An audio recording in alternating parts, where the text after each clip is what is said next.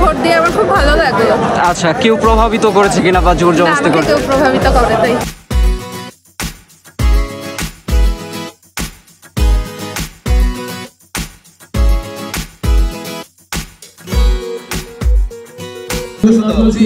কোনো ফোর্স করে নাই তো? না, তুমি তোমার পছন্দের প্রার্থীকে ভোট দিতে পারবা? অবশ্যই অবশ্যই।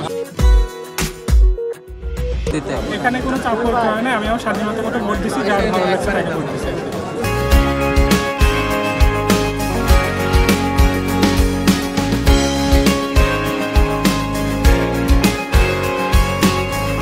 আমাদের বৈষম্য বিরোধী যে ভাইরা ছিলেন তাদেরকে অনুরোধ করব, আপনারা এসে দেখে যান ছাত্রদল কি সুশৃঙ্খল সংগঠন এবং মেধাবীদের সংগঠন, এবং তারা তাদের নেতৃত্ব নিজেদের ভোটেই নির্বাচন করে এবং এই নির্বাচনের নির্দেশনা দিয়েছেন আমাদের ভারপ্রাপ্ত চেয়ারম্যান আগামী রাষ্ট্রনায়ক জনাব তারেক রহমান। তার নেতৃত্বে এই ছাত্রদল দুর্বার গতিতে এগিয়ে যাবে ইনশাআল্লাহ।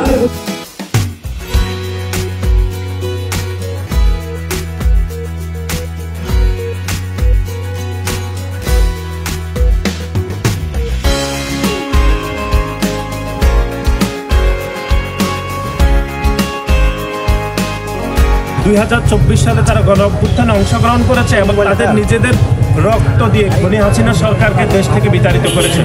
সুতরাং আমরা মনে করি 2024 সালের যে গণ অভ্যুত্থানের স্পিডই হচ্ছে তরুণদের মতামতকে যে উপেক্ষিত করা হয়েছে, সেই তরুণদের মতামতকে বাংলাদেশ বিনির্মাণে তরুণদের মতামতকে যে ইস্টাবলিশ করা, সেটি হচ্ছে আজকের এখনকার এই সময়ে আমাদের সবচেয়ে প্রধান টার্গেট। এবং বাংলাদেশ জাতীয়তাবাদী ছাত্রদল সে টার্গেটকে মাথায় রেখে বাংলাদেশের সাধারণ শিক্ষার্থীদের প্রত্যক্ষ ভোটে আমরা আমাদের নেতৃত্ব নির্বাচন করতে চাই। আমরা বিশ্বাস করি এই কুষ্টিয়া সরকারি কলেজের এই নেতৃত্ব এই কুষ্টিয়া সরকারি কলেজের শিক্ষার্থীদের অধিকারের জন্য কাজ করতে পারবে এবং সারা দেশের শিক্ষার্থীদেরকে আমরা এই মেসেজ দিতে চাই যে বাংলাদেশ জাতীয়তাবাদী ছাত্রদল অতীতে বাংলাদেশের সকল গণতান্ত্রিক আন্দোলনে অংশগ্রহণ করেছে।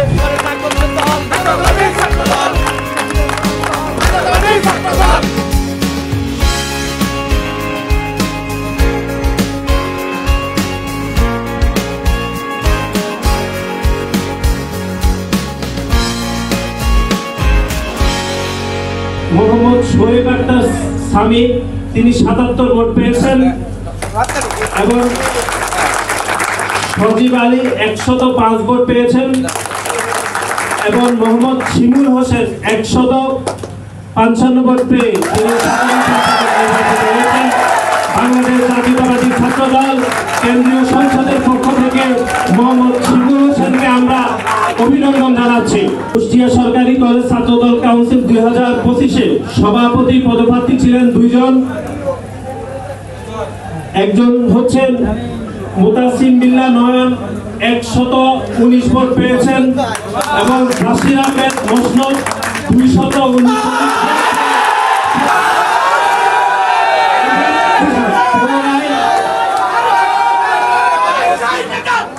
কুষ্টিয়া সরকারি কলেজ ছাত্রদলের কাউন্সিল 2000 শেষ করছি।